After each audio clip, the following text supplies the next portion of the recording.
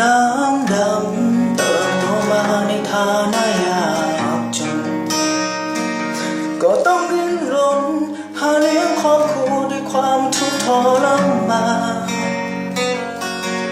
ถึงน้ำจะหนักหนาเพียงใดแต่หัวใจไม่เคยย่อท้อแต่เมื่อไรหนอชีวิตนี้จะสุขสบายการศึกษาไม่ค่อยดี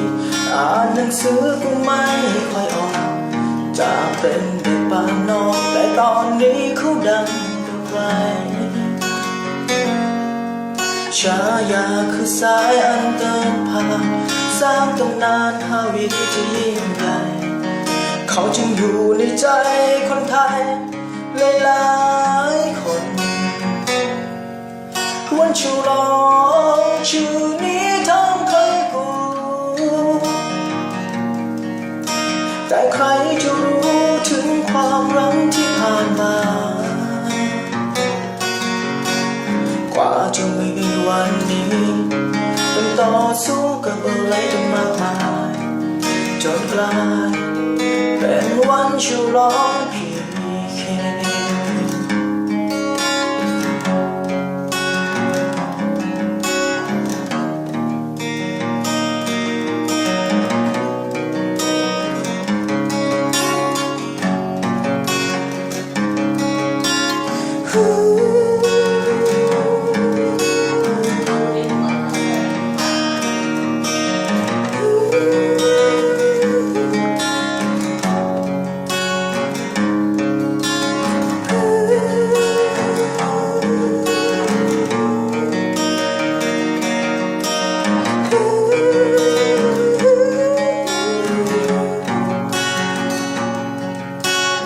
การศึกษาไม่ค่อยดี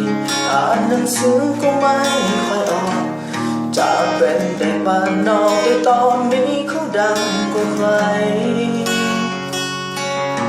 ฉายาคือสายอันเดอร์พาสร้างตำนานฮาวิที่ยิ่งใหญ่เขาจึงอยู่ในใจคนไทยหลายๆคน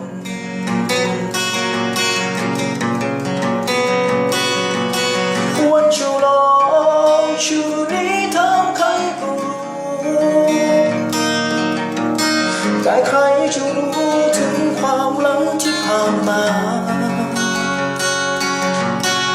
กว่าจะมีวันนี้